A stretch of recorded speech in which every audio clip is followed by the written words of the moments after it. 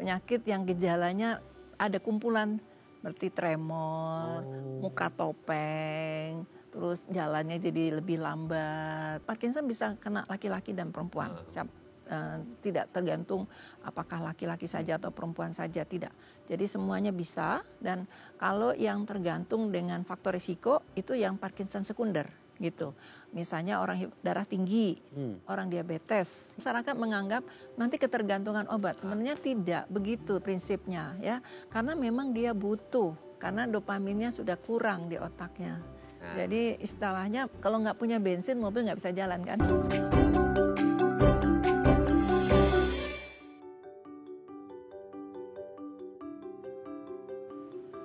Halo pemirsa, apa kabar Anda hari ini? Senang sekali saya Raden Matias dapat kembali menemani Anda dalam sebuah program talkshow inspiratif. Ini dia Bincang Sehati.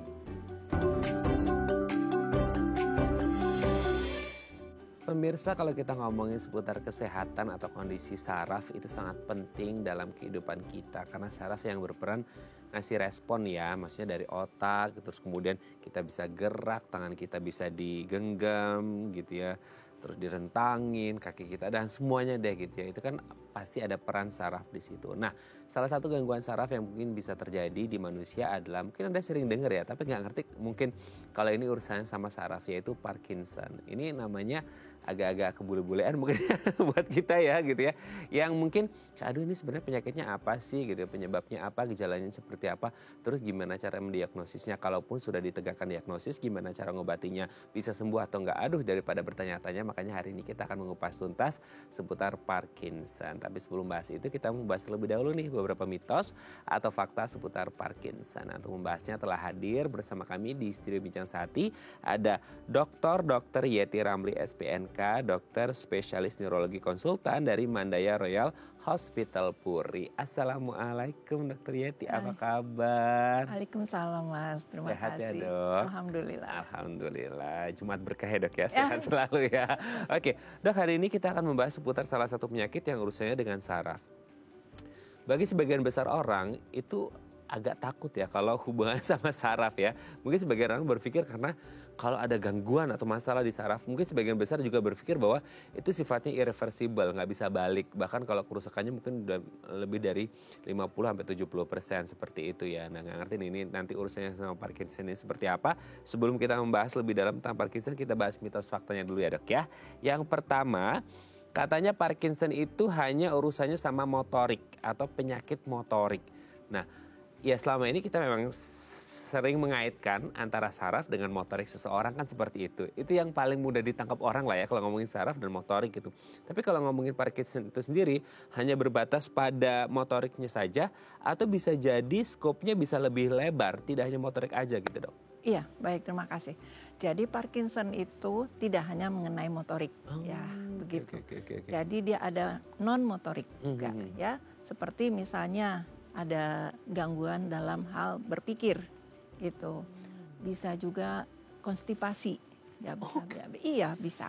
Ada gangguan otonom juga, seperti itu. Jadi tidak murni motorik. Oh, ya. Biasanya dok kalau dia kayak berpikir itu gitu ya, kita mulai kayak berpikir gitu ya.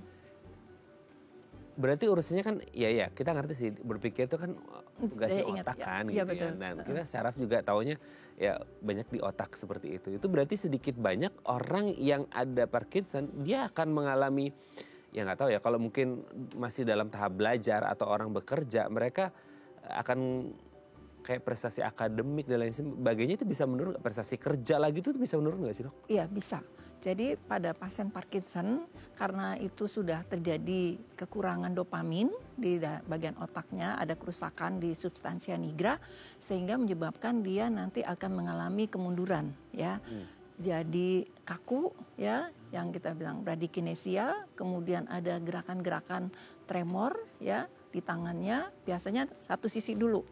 Kemudian nanti berlanjut dengan perjalanan waktu penyakitnya akan mengenai dua sisi. Begitu.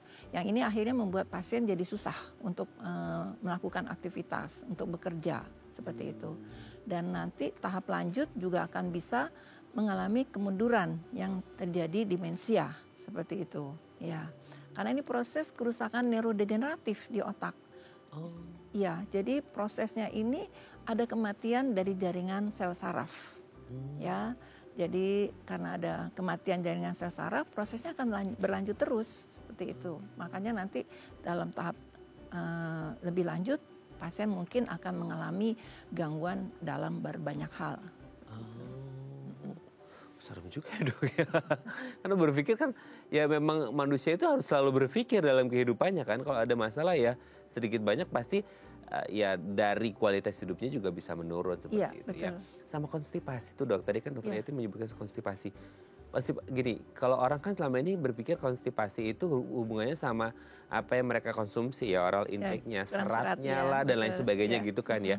Nah kalau ini urusan sama Parkinson itu sebenarnya makanannya tuh nggak ada masalah, cuman sensor aja untuk ngerespon bahwa harus ibarat kata ngejannya, ngedennya itu gimana? Iya, jadi karena udah ada kerusakan sel otonomnya.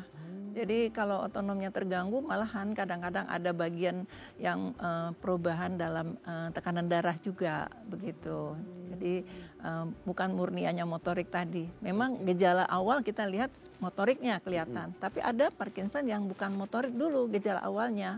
Begitu, itu yang sering kadang-kadang telat didiagnosis seperti itu. Karena orang nggak notice bahwa ya ditaunya Parkinson ya motorik gitu ya, ternyata ada yang non motorik ya. Iya betul. Aduh, hati-hati ya kalau Anda mulai konstipasi, bukannya doain, maksudnya harus segera diperiksakan kalau ada anomali di tubuh itu sebenarnya harus jadi tanda tanya ya dok ya. Betul, jangan kayak mungkin memang kurang serat aja atau kebanyakan serat atau lagi ada masalah sama pencernaan, nggak seperti itu ya. Harus ada yang di tanda tanya ini situ. Betul ya. Oke, kita lanjut yang kedua ya. Parkinson menyebabkan seseorang mengalami tremor. Nah, tremor ini kan satu indikasi atau manifestasi klinis yang paling banyak orang tahu. Jadi kalau ditanya Parkinson itu apa? Tremor gitu ya. Iya betul. Selalukah pasien Parkinson akan mengalami tremor atau gimana tuh dok? Iya, jadi memang gejala awal yang motorik itu kelihatannya tremor. Tremornya pada saat istirahat gitu. Jadi kalau dia lagi diem itu dia gerakan tangan seperti kayak melintir-melintir rokok ya. Seperti gitu ya. Nah itu memang gejala awalnya kelihatan seperti itu tuh yang motorik gitu ya. Kemudian jadi lambat gerakannya. Untuk memulai melakukan suatu gerakan tuh kadang dia butuh seperti kayak perlu dorongan dulu untuk bisa bergerak karena dopaminnya akan rendah gitu. Jadi butuh effort dia untuk mulai bergerak begitu. Dan dia jadi akan lebih gampang jatuh ya. Kemudian mimiknya jadi kayak kaku, kayak topeng gitu. Jadi biasanya pasien Parkinson kelihatan dari senyumnya itu sudah tidak lebar gitu karena ini ada gangguan di wajahnya gitu. Jadi bradykinesia seperti itu. Oh, jadi kalau ketemu pasien Parkinson sebenarnya bukan karena dia jutek ya. Bukan, ya. Oh, mahal amat senyumnya bukan karena memang ada masalah. Iya betul. Oke. Wah, ini sebenarnya jadi perhatian bersama ya. Mungkin Iya, kadang memang kita nggak bisa langsung ngejudge orang sih ya dok. Ya. Apalagi kalau kita nggak ngerti bahwa orang ini adalah Parkinson gitu ya. Dan juga harus diwaspadai juga kalau udah mulai agak ada tremor-tremor dikit gitu ya. Itu harus diwaspadai. Oke, kita lanjut yang ketiga ya dok ya.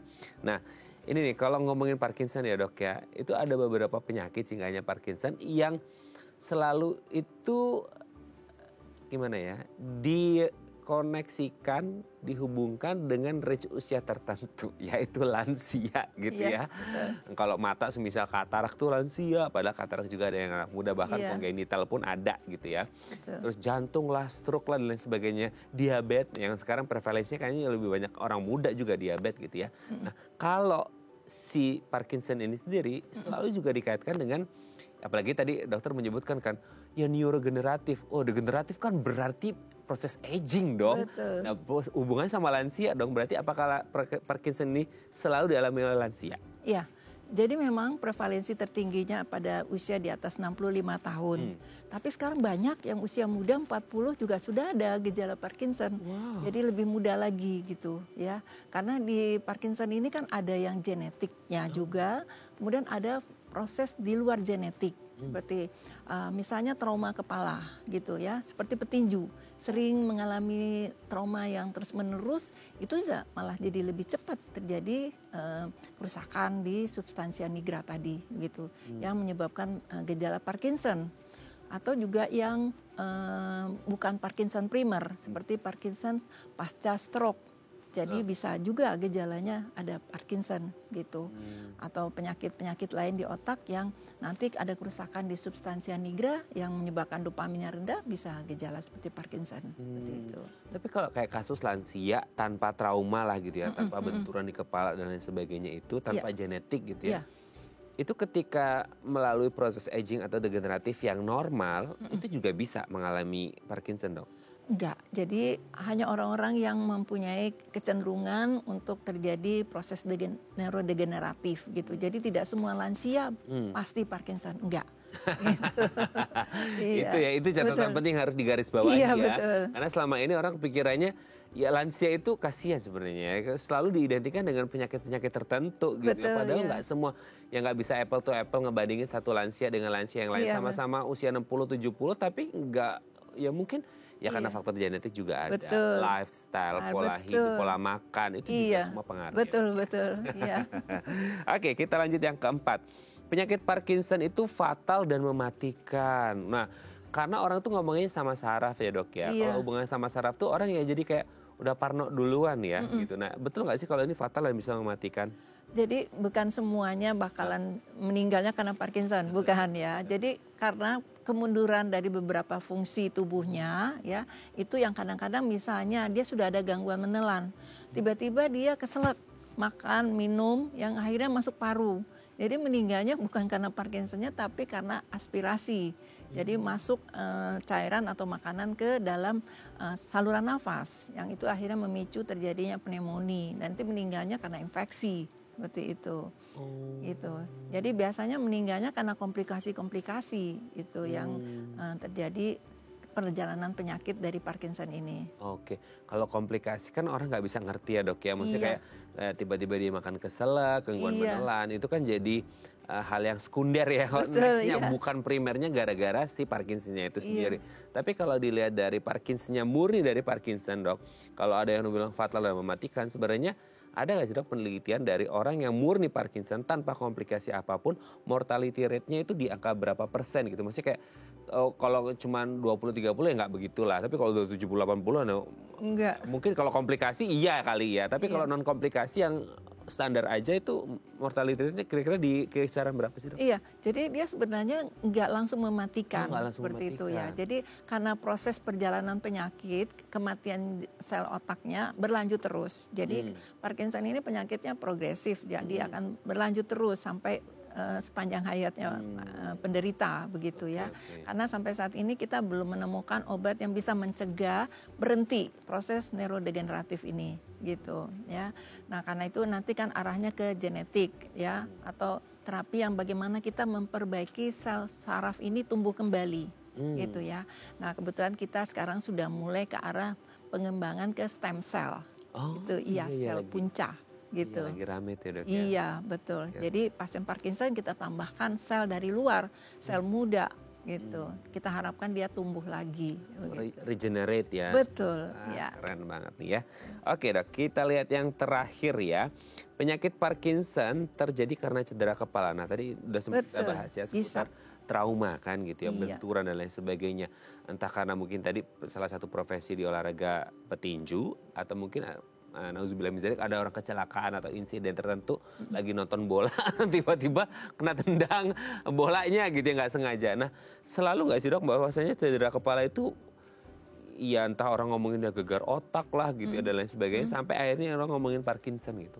Ya, jadi gini, yang sering menjadi Parkinson biasanya yang kronik ya, benturan yang terus-terusan kayak petinju kan terus mengalami trauma di kepalanya begitu ya, atau pemain sepak bola yang terus ketendang, kecelakaan begitu ya, yang sering guling-gulingan gitu ya, yang prosesnya terus berlanjut itu bisa gitu ya.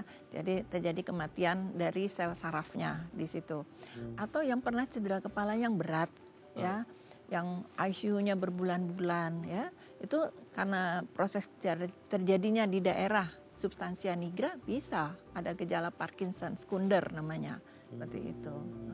Oke. Jadi kalau dia itu sifatnya terus menerus gitu Iya. ya, dan terjadi perburukan. Nah itu bisa jadi berakhir pada Parkinson. Oke, terima kasih Dokter Yati sudah terjawab ini mitos faktanya. Nanti kita ngomongin lebih dalam lagi ya Dok ya seputar Parkinson di segmen selanjutnya. Oke pemirsa, kalau Anda punya pertanyaan seputar tema kita hari ini, boleh tanya-tanya di 0212903244 atau DM Instagram kami di @bincangsaat.tv. Kami akan segera kembali.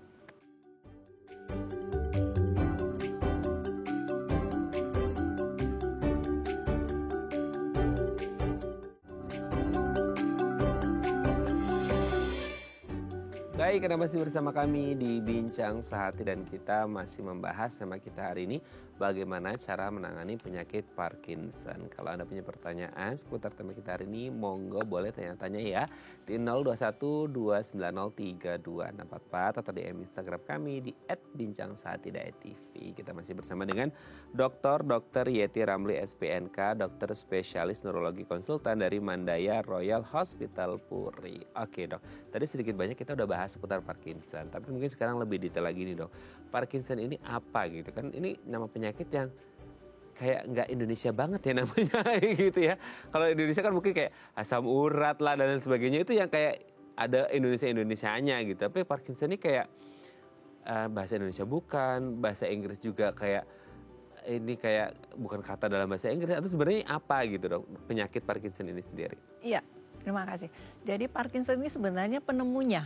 Oh, nama penemunya. Iya, namanya James Parkinson. James Parkinson. Iya, jadi akhirnya diikonkan ke penyakit yang gejalanya ada kumpulan seperti tremor, muka topeng, terus jalannya jadi lebih lambat. Nah, dia mengumpulin data-data begitu, terus akhirnya dia bikin satu kesimpulan, wah ini namanya gejalanya sama semua, kerusakannya di tempat yang substansia nigra karena kekurangan dopamin, akhirnya diberikanlah nama dia gitu, Parkinson. Oke. Makanya kayak nggak Indonesia banget ya dok ya, gitu ya. Kecuali kalau di Indonesia yang nemuin Pak Slamet yang namanya penyakit Slamet ya gitu ya. Nah, Parkinson ini sendiri dia ada yang khas banget, tadi kan beberapa disebutkan. Itu tuh yang khas banget itu dia akan terjadi pada semua pasien Parkinson, atau bisa jadi ada yang 1, ada yang 2, 3 atau gimana gitu dok? Iya. Jadi kalau yang klasik itu memang yang tadi triasnya itu ya, tremor, yang resting jadi tremornya pada saat istirahat, kemudian ada muka topeng itu yang bradykinesia, kemudian ada jalannya jadi lebih lambat begitu, dan dia akan gampang jatuh ya. Kalau kita suruh muter aja itu udah gampang jatuh karena dia kesulitan ya untuk mempertahankan ininya keseimbangannya. Nah, gejala yang lain sebenarnya banyak gitu ya. Jadi yang non motorik tadi ya, jadi bisa kemampuan menelannya yang sudah mulai terganggu. Ada yang pasien yang gejala awalnya itu gangguan menelan, bolak-balik keselak gitu. Iya, jadi awalnya tidak dicurigai itu suatu Parkinson gitu. Karena gejalanya nggak khas untuk motorik gitu. Nah, jadi gangguan menelan, bolak-balik, kemudian mulai kelihatan agak mundur gitu, jadi lambat gitu. Nah, tuh sehingga akhirnya dicari evaluasi semuanya, ternyata kerusakannya di lokasi Parkinson. Oke. Tapi sebenarnya ketika ngomongin Parkinson itu sendiri gitu ya, tadi kan selain non motorik ya dok ya. Selama itu yang dikenal kenapa selalu motoriknya? Karena memang itu yang paling banyak gejalanya ya. Jadi tadi tremor, kemudian tulisannya jadi kecil-kecil, mikrografia. Jadi udah nggak bisa dibaca kadang-kadang, tapi bukan tulisan dokter ya. Gitu. Ya, jadi tulisannya jadi kecil-kecil, jadi mikrografia. Terus identik gitu? Iya, begitu.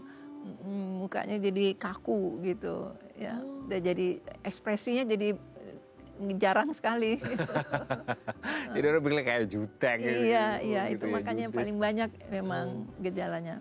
Dok, itu kadang-kadang ini nggak tahu ya. Ini tuh kadang orang kalau ngelihat orang dengan Parkinson gitu ya, entah kata tadi mikrografia gitu, terus mukanya agak kaku gitu ya. Iya. Itu tuh sebenarnya ini pasti juga banyak orang nanya, emang dia nggak bisa mengendalikan kayak, ya kalau tulisnya kecil digedein lah gitu. Ya kalau mukanya agak kaku, ya perintah aja buat senyum dikit. Itu gimana sih maksudnya dari apa ya kalau sekarang itu istilahnya kayak point of view-nya si pasien itu sendiri. Kalau point of view orang kan kayak, emang nggak bisa tulisnya digedein dikit? Kan bisa, effort lah gitu. Iya, gitu ya. iya. Atau kayak disenyumin aja gitu. Itu kalau dari point of view si pasiennya sendiri gimana, Dok? Nggak bisa, karena memang dopaminnya kurang gitu. Jadi dia sendiri nggak pingin seperti itu. Tapi karena dopaminnya rendah sehingga menyebabkan dia jadi begitu. Jadi tremor, jadi kemudian langkahnya kecil-kecil seperti itu. Jadi orang Parkinson kelihatan kalau jalan itu langkahnya pendek-pendek, kecil-kecil. Terus nanti kalau kita minta menulis udah mulai tulisannya makin lama makin nggak bisa dibaca gitu. Oke. Bukan keinginan dia. Jadi di luar kendalinya dia gitu. Betul, Ya. iya. Kalau kita kan sebagai orang yang non Parkinson kan ya bisa aja kita Iya, manipulasi ya. ya Iya, gitu. iya. Kecil, gede, langkahnya agak lebar-lebar gitu Nggak kan bisa bisa, dimanipulasi. iya. Tapi nggak bisa. Iya, kalau lagi nggak minum obat, itu stuck jalannya. Oh, Iya, jadi kalau udah minum obat, lancar jalannya. berarti Ya, dia berarti itu yang respon dengan obat. berarti dia dependen sama obat tuh, Dok, ya? Iya, betul. Oke. Nah sebenarnya yang akhirnya membuat mereka mengalami ini tuh apa? Maksudnya kayak ada mungkin selama ini ya tadi ya ada seperti kita bahas neurodegeneratif gitu ya, atau mungkin trauma kayak yang paling banyak sebenarnya selama ini dokter ketemu penyakit Parkinson apa, Dok? Iya, memang paling banyak yang idiopatik ya, yang nggak tahu dong apa, Dok. ya, jadi nggak ada penyebabnya yang pasti gitu. Jadi ada hubungannya dengan genetik gitu ya. Ada namanya alpha-synuclein itu di otaknya menumpuk begitu sehingga menyebabkan proses di otaknya itu dopaminnya nggak bisa dikeluarkan, nggak bisa dihasilkan produksinya begitu. Atau memang produksinya dia ada tapi cepat dipecah sehingga dia belum sempat kerja udah nggak bisa lagi dipakai begitu ya. Nah, jadi kalau misalnya pada orang-orang yang Parkinson primer yang murni itu ya, nah itu memang ada proses kerusakan di akibat alpha-synucleinnya ini yang menumpuk gitu, sehingga di substansia nigra namanya bagian otak di ganglia basal itu berkurang jumlahnya seperti itu. Jadi dia butuh tambahan dari luar dopamin gitu. Oke. Berarti mereka kekurangan dopamin gitu. Betul, ya. iya. Nah sebenarnya proses ketika orang ini mengalami Parkinson kan dalam penyakit, banyak penyakit ya, Dok ya.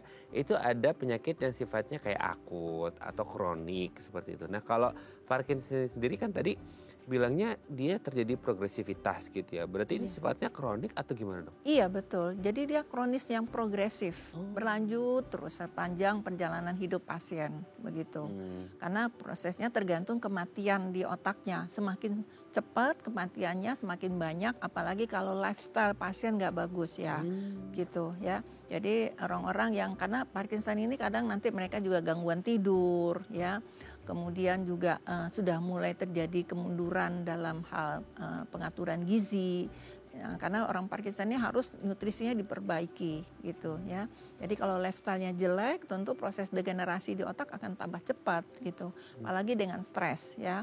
Biasanya orang-orang Parkinson ini jadi gampang depresi gitu. Karena dengan keterbatasannya yang sudah tidak bisa lagi aktif seperti sebelum dia mengalami penyakit ini gitu. Oke, berarti kalau urusannya semakin buruk gara-gara lifestyle, sementara orang yang mengalami itu kan sifatnya progresif ya, Dok ya. Entah dia tadi disebutkan susah tidur, kan jadi kayak begadang dan sedikit banyak kan pasti berpengaruh ke imun sistemnya. Iya. Menelan, Betul. makan susah dan lain sebagainya. Stres manajemen. Iya.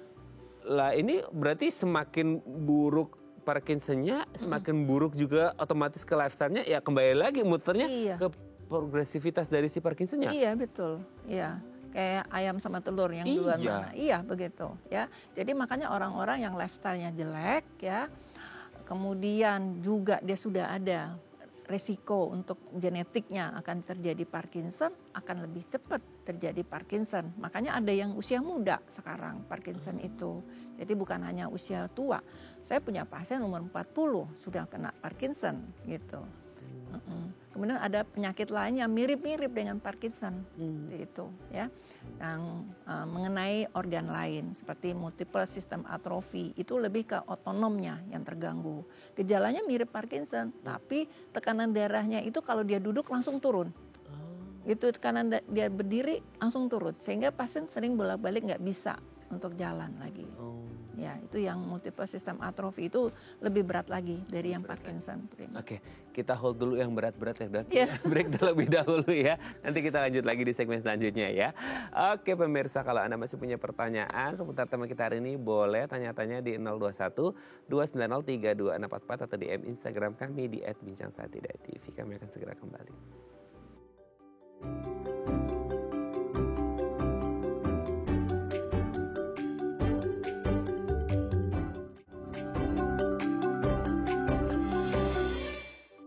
Baik, karena masih bersama kami di Bincang Sati dan kita masih membahas tema kita hari ini bagaimana cara menangani penyakit Parkinson. Kalau Anda punya pertanyaan seputar tema kita hari ini, boleh tanya-tanya di 021 290 3244 atau di Instagram kami di @bincangsaati.tv. Kita masih bersama dengan Dr. Yeti Ramli SPNK, dokter spesialis neurologi konsultan dari Mandaya Royal Hospital Puri. Oke dok. Kalau kita ngomongin Parkinson, apalagi kalau kita ngomongin ini hubungannya sama saraf ya dok ya. Orang itu selalu identik saraf itu kan ya bagaimana cara tubuh merespon ya. Otak ngasih respon ke tubuh kita untuk ngasih perintah ini dan lain sebagainya. Nah kalau ada masalah di saraf, orang itu pasti pikirannya sama kelemahan-kelemahan yang terjadi gitu. Perlemahan lah di tubuh kita. Nah kalau orang mengalami Parkinson itu pasti in the end of the day-nya ujung-ujungnya itu pasti ada terjadi perlemahan di tubuhnya dia nggak sih dok atau gimana? Iya benar, ya. Nanti dengan tambah banyak sel sarafnya yang rusak, yang mati, ya tentu jadi kelemahannya akan bertambah berat gitu. Nanti akhirnya dia kalau makan harus pakai selang hidung buat makannya begitu. Kemudian udah nggak bisa lagi jalan sehingga sudah banyak di tempat tidur aktivitasnya. Dan nanti akhirnya pengecilan semua otot kalau kita sudah tidak bergerak lagi. Sehingga itu yang menyebabkan pada stadium lanjut dari Parkinson ini pasien akhirnya banyak di tempat tidur gitu dan semua harus dibantu. Gitu. Oke, berarti akhirnya mereka gangguan mobilitas ya karena nggak bisa kemana-mana gitu. Betul, ya. Jadi kelemahan-perlemahan itu tadi seperti itu. Nah kalau dilihat dari kasusnya dok, sebenarnya kayak pengaruh nggak sih? Ya tadi sebenarnya kayak lansia, orang muda, bahkan dokter punya pasien umur 40 ya. Karena mungkin dari faktor genetik sama lifestyle juga seperti itu. Kalau let's say kayak dari umur atau gender, jenis kelamin gitu ya. Atau mungkin orang-orang dengan kondisi kesehatan khusus ada comorbid gitu ya. Itu ada sedikit banyak pengaruh nggak sih ke Parkinson ini sendiri dok? Ya, sebenarnya Parkinson bisa kena laki-laki dan perempuan. Tidak tergantung apakah laki-laki saja atau perempuan saja, tidak. Jadi semuanya bisa dan kalau yang tergantung dengan faktor risiko itu yang Parkinson sekunder gitu. Misalnya orang darah tinggi, orang diabetes ya, nanti itu juga bisa menimbulkan stroke. Nah, stroke kalau lokasinya di daerah yang ganglia basal tadi, nanti kedepannya akan mengalami gejala Parkinson yang kita sebut Parkinson sekunder, begitu ya. Jadi memang ada faktor risiko pada orang-orang tertentu yang bisa juga menimbulkan gejala seperti Parkinson, seperti itu. Nah, kalaupun ada orang, karena ini sifatnya progresif ya dok ya, dan semua orang bisa mengalami, entah perempuan, entah laki-laki dan lain sebagainya gitu ya. Nah, ini tuh kalau dibilang berbahaya nggak sih? Karena mungkin kadang-kala tuh ya dok ya, orang kalau ada penyakit progresivitas yang sifatnya ya kronik progresif gitu ya, orang udah keburu beradaptasi tuh dok. Ibarat kata kalau orang ngomong pentolerance tuh orang udah keburu adaptasi dibandingkan dengan yang akut, yang kalau bahasa Jermannya itu sak-decaknyet gitu. Yang langsung tiba-tiba gitu dok. Yeah. Sehingga akhirnya orang pikiran kayak, ini mah udah biasa agak tremor dikit gitu. Dan kayak oh karena progresif dan dia kronik, jadi orang menganggapnya kayak ya udah tubuh udah mulai beradaptasi gitu tanpa memikirkan ini berbahaya atau enggak ke depannya. Nah ngomongin berbahaya atau enggak, ya semua penyakit pasti nggak ada yang ingin karena berbahaya. Tapi kalau ngomongin Parkinson sendiri gimana tuh dok? Ya kalau pasien Parkinson orang ini minum obat, ya itu kan dopaminnya ada sehingga dia bisa aktivitas seperti biasa ya gitu. Tapi begitu nggak minum obat turun lagi begitu. Nah kadang-kadang dia juga ada di pengobatan Parkinson itu yang namanya wearing off. Kadang-kadang dia sudah minum obat tapi responnya jadi nggak ada. Yang tadinya bisa, terus pada saat tertentu dia nggak ada efek sama sekali gitu terhadap obat itu. Nah ini yang kadang-kadang orang awam merasa nggak ada gunanya minum obat. Kok sudah minum obat masih tetap Betul. nggak manfaat katanya. Nah itu sebenarnya pasien-pasien seperti ini harus tetap konsultasi ya. Walaupun sudah diresepkan dokter, misalnya minumnya 4 kali atau 3 kali, jangan beli sendiri tanpa ada konsultasi. Karena kita akan pantau itu efek tadi yang wearing off ya. Ada wearing on, ada dia lagi ada efek on namanya, kalau dia lagi nggak ada efek off dia. Nah itu kadang-kadang itu yang membuat pasien jadi capek berobat. Gitu. Itu karena apa sih? Maksudnya ibarat kata kalau orang itu selama ini kenal dia konsumsi obat A gitu ya, terus ada efeknya lama-lama nggak efek, itu mungkin karena ada ngomong resistnya gitu. Iya benar begitu ya. Kadang harus ditambah obat lain karena obat Parkinson itu ada beberapa macam ya. Ada yang dopaminnya yang kita kasih, ada yang reseptornya yang kita perbaiki ya.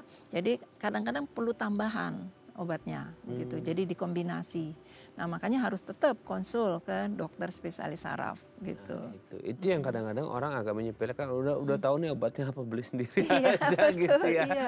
Nanti merasa udah nggak ada efek gitu. Padahal sebenarnya harus ada tambahan atau mungkin dosisnya kita naikkan. Jadi harus tetap konsul ke dokter neurologi. Nah itu dia ya, makanya sekarang itu ya bukan apa-apa ya dok ya. Ini tanpa ada ngomongin konflik of interest, masalahnya sekarang tuh orang dengan mudah mendapatkan itu gitu ya, obat-obatan yang dijual bebas di luaran sana kan, seperti itu ya. Dan ini juga catatan kita bersama ya dok ya, supaya semua itu harus resep dokter. Jangan sampai niat yang baik buat sehat malah akhirnya jadi resist, bisa berabe itu urusannya ke depan ya. Nah nggak hanya untuk orang ini aja, bisa jadi untuk khalayak ramai juga kan dok. Iya ya? betul. Kadang-kadang salah makan obatnya. Obat Parkinson itu harus minumnya perut kosong. Kadang pasien kan beranggapan kalau minum obat harus makan dulu. Kalau untuk obat Parkinson nggak boleh, harus perut kosong. Karena dia kalau perutnya ada makanan akan dirusak oleh enzim pencernaan. Jadi harus perutnya kosong. Jadi pagi bangun tidur minum obat Parkinson dulu. Tuh ya kan, ini sesimpel sebelum atau makanya kalau di plastik itu di wadahnya kan ada coret di mana. Karena tidak semua obat itu diminumnya sesudah makan. Iya betul, iya. Kalau Parkinson sebelum makan. Sebelum makan. Tuh, sesimpel belum minum obatnya aja itu udah ada aturannya, apalagi dengan obatnya gitu ya dok ya. Betul. Itu jadi bisa niatnya baik buat sehat, malah akhirnya berujung berbahaya. Iya betul. Gitu ya.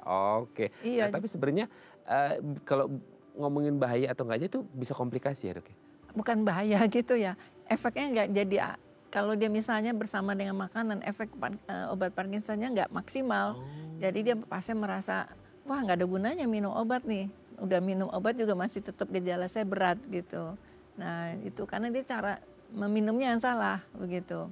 Ya, nah kemudian memang juga karena ada yang dengan bertambahnya penyakit tambah berat, butuh tambahan dosis atau kombinasi dengan obat jenis lain gitu.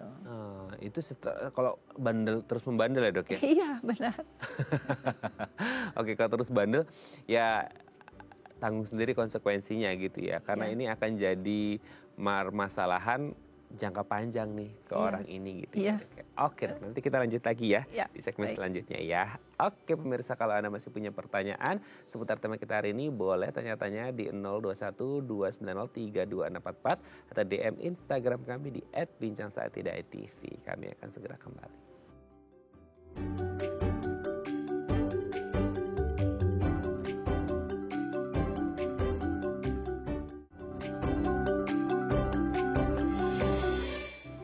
Baik, Anda masih bersama kami di Bincang Saat dan kita masih membahas tema kita hari ini, bagaimana cara menangani penyakit Parkinson. Kalau Anda punya pertanyaan seputar tema kita hari ini, boleh tanya-tanya di 021 290 32644 atau DM Instagram kami di @bincangsaatidai.tv. Kita masih bersama dengan Dr. Yeti Ramli SPNK, dokter spesialis neurologi, konsultan dari Mandaya Royal Hospital Puri.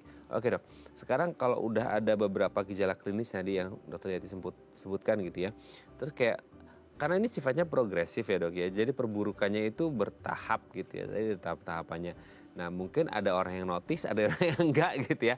Karena kadangkala pun tidak hanya di orang lain, di tubuh kita sendiri pun ketika ada terjadi anomali-anomali yang tidak biasa terjadi di tubuh kita, kadang kita juga nggak ngeh ya gitu ya. Sehingga akhirnya kayak kalau alhamdulillahnya kalau orang ini sadar gitu ya bahwa kok kayaknya biasanya gini kok ini nggak gini.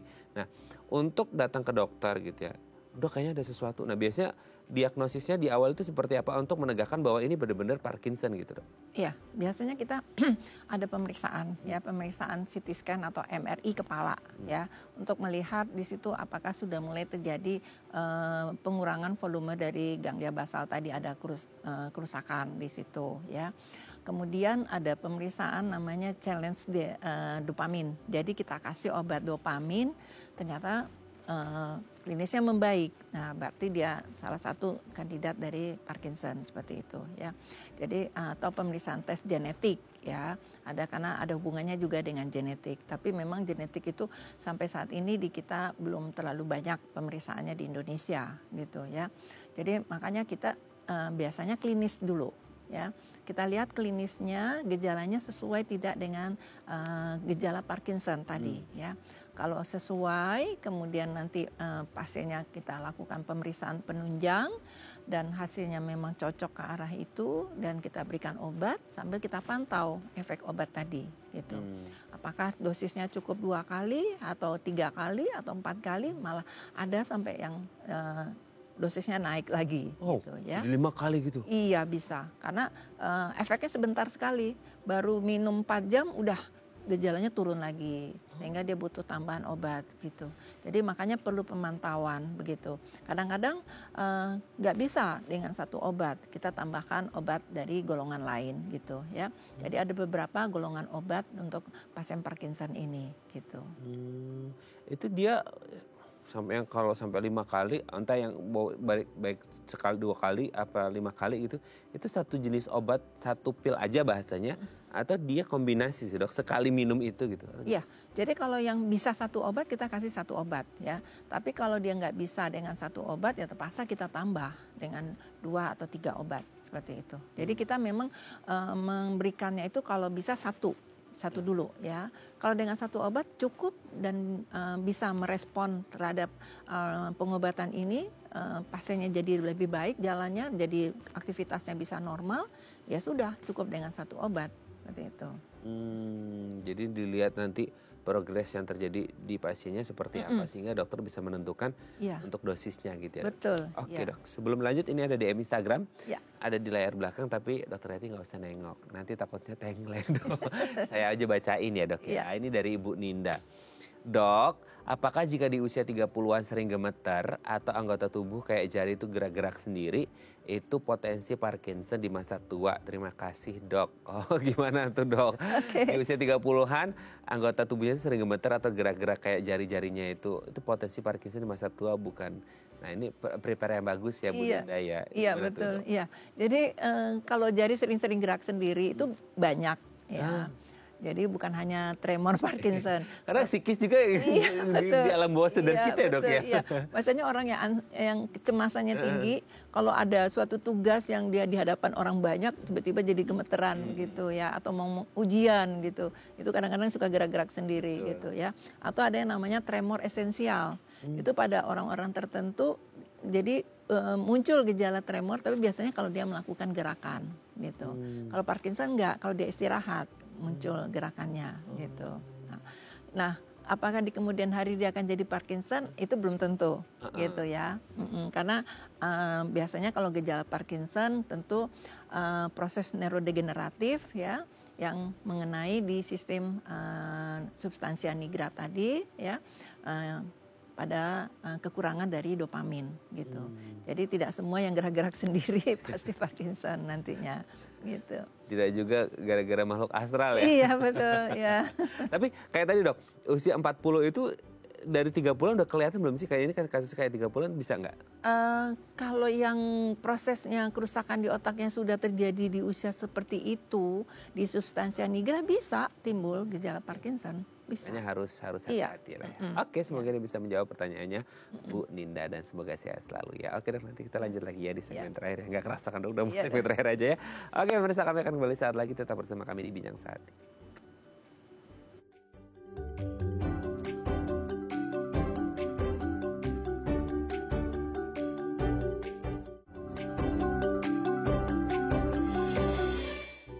Baik, Anda masih bersama kami di Bincang Sate dan kita masih membahas tema kita hari ini seputar Parkinson. Masih bersama dengan Dr. Yeti Ramli SPNK, dokter spesialis neurologi konsultan dari Mandaya Royal Hospital Puri. Oke Dr. Yeti, sebelum kita lanjut ini ada penelpon, kita sapa terlebih dahulu ya. Halo, selamat pagi, dengan siapa di mana? Selamat pagi, ini dari Ibu Herni di Lampung. Ibu Herni di Lampung, apa kabar Bu? Iya. Mau tanya apa nih ke Dokter Yeti? Saya mau nanya ke Bu Dokter, ini suami saya katanya Parkinson. Iya, ini dikasih sama dokter dikasih obat namanya Arkin ya, sama Levagide. Tapi kok dia makan obat itu, terus nggak nafsu makan gitu. Iya, terus terkesan nggak berhenti. Terus jadi anak saya lihat di internet katanya efek samping obat ini katanya yang membuat mual itu. Ya, jadi terus dia juga nggak bisa lama-lama tambah lemah gitu, nggak bisa jalan. Ya, apakah memang obat ini emang efek sampingnya mual ya Bu? Dokter sudah jelas dok, sebelum kita jawab sudah jelas ya? Baik, terima kasih Ibu. Oke. Nanti dijawabnya nanti dok, sudah jelas ya dok ya? Ya. Oke, baik, terima kasih Bu Herni yang ada di Lampung, sehat selalu ya, dan langsung salam untuk suaminya, semoga tetap semangat dan sehat selalu. Terima kasih Bu Herni. Oke, gimana ya dok, suaminya Bu Herni ini ada Parkinson dan minum obat, tadi disebutin namanya, dokter pasti tahu nama obatnya. Nah itu efeknya tuh mual sama cegukan, itu gimana tuh dok? Iya. Jadi begini, memang ada beberapa efek samping dari obat levodopa. Tadi sepertinya minum levodopa sama satu lagi triaxifenidil ya. Ada rasa nggak nyaman di lambung begitu. Mungkin juga pasien ini ada gejala gangguan lambung gitu ya. Jadi sebaiknya dia konsultasi ke dokter yang mengobati ya untuk mengatasi gangguan lambungnya juga ya. Karena obat Parkinson kan tetap harus diminum gitu. Jadi mungkin harus ditambah obat untuk proteksi lambung begitu ya. Supaya pasien tetap bisa aktivitas lagi. Karena kalau dopaminnya nggak masuk, tentu dia nggak bisa jalan gitu aktivitasnya. Nah kalau terkait cegukan itu mungkin bagian dari gejala Parkinsonnya gitu ya. Karena itu yang non motorik gitu. Gejala non motoriknya itu pasien kayak cegukan, susah menelan begitu ya. Jadi itu memang nanti obatnya akan di-adjust oleh dokter neurologinya, mungkin ditambah golongan lain dari obat Parkinsonnya seperti itu. Tapi sebenarnya dengan mengonsumsi obat Parkinson kayak yang tadi 2 yang dikonsumsi oleh suaminya Bu Herni itu pasti akan sama-sama, meskipun nggak ada gangguan sama lambungnya, pasti ada hubungan sama mualnya sampai nafsu makannya menurun nggak sih dok? Nafsu makan menurunnya karena mual gitu ya. Jadi kalau memang dia tidak cocok dengan obat levodopa ya, kita bisa ganti golongan lain begitu ya. Karena ada banyak pilihan obatnya yang bisa kita berikan seperti entacapone seperti itu ya. Jadi ada beberapa obat-obat Parkinson yang tidak isinya hanya levodopa seperti itu. Jadi mungkin sebaiknya dia datang lagi ke dokter neurologinya ya untuk menyampaikan keluhan ini seperti itu. Oke. Mungkin bisa di switch ya, diganti gitu ya Bu Herni ya, untuk suami tercintanya untuk mendapatkan obat yang tidak menimbulkan efek apapun seperti mual ataupun mungkin karena ada masalah di lambungnya seperti itu ya. Semoga ini bisa menjawab pertanyaan Bu Herni ya, dan semoga suaminya Bu Herni sehat selalu, Bu Herninya juga sama keluarga di Lampung ya. Terima kasih sudah menghubungi kami. Oke, udah kita lanjut lagi ya. Nah kalau untuk pengobatan itu sendiri gitu ya, ini pas banget lah ini ada Bu Herni telepon gitu ya. Nah itu tuh kayak tadi kan disebutkan ada yang 1, 2, 3 bahkan sampai 5 gitu ya. Nah seiring berjalannya waktu, kalau kita ngomongin dari si Parkinson ini sendiri bisa full recovered, sehat, sembuh 100% nggak sih atau gimana? Iya, memang Parkinson nggak bisa sembuh ya gitu, karena ini kan proses kerusakan di otak. Jadi ya kalau mau kita sekarang ada yang namanya pakai alat chip gitu, DBS, Deep Brain Stimulasi, ditanam kayak di otak kayak ada baterainya, kalau baterainya diganti gitu, supaya dia nanti bisa tanpa obat gitu. Itu DBS ya, itu butuh biaya besar ya, karena harus dioperasi oleh dokter bedah saraf, ditanam chipnya di situ, dan nanti baterainya ada di sini gitu.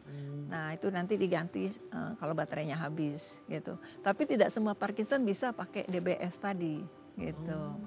Hanya orang Parkinson tertentu atau gimana? Iya. Biasanya tremornya bisa membaik gitu ya. Biasanya kita sebelum operasi pasang DBS kita evaluasi dulu. Ini kandidat atau tidak untuk pasang DBS gitu. Kalau penanya mau pasang di Indonesia ada nggak sih dok? Ada, sudah bisa, tapi mahal.